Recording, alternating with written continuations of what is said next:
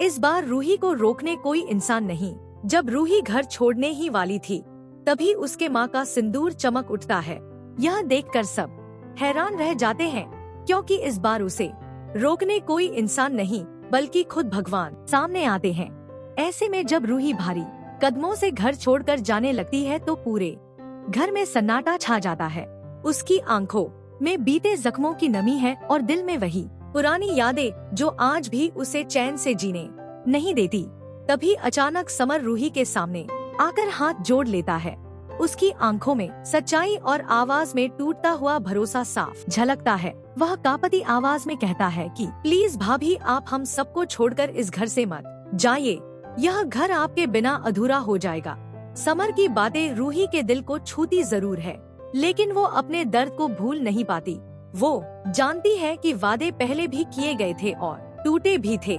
इसी मजबूरी के साथ रूही फिर एक कदम आगे बढ़ा ही रही होती है कि तभी जूही तेजी से उसके सामने आती है। जूही के हाथ में एक पुरानी तस्वीर होती है, जिसे देखकर रूही की सांसें थम सी जाती है।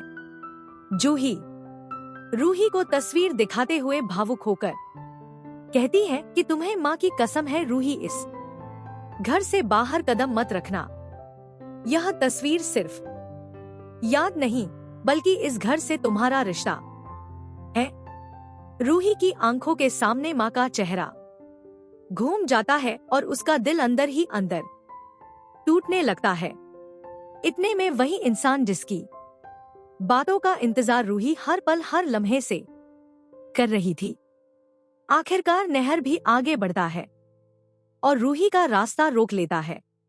नहर की आंखों में पछतावे के साथ साथ उसे खो देने का डर साफ दिखाई देता है। वह कहता है कि रूही, तुम कहीं नहीं जाओगी, मैं तुम्हें जाने नहीं दूंगा, चाहे कुछ भी हो जाए आज नहीं तो कल, लेकिन मैं अपनी गलती जरूर सुधारूंगा।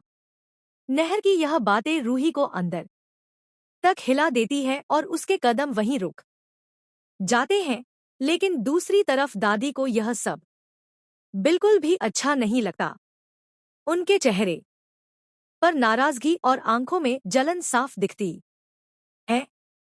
उन्हें लगता है कि इस घर का सौभाग्य अब बिगड़ रहा है और रूही का यहाँ रहना किसी भी तरह से ठीक नहीं है।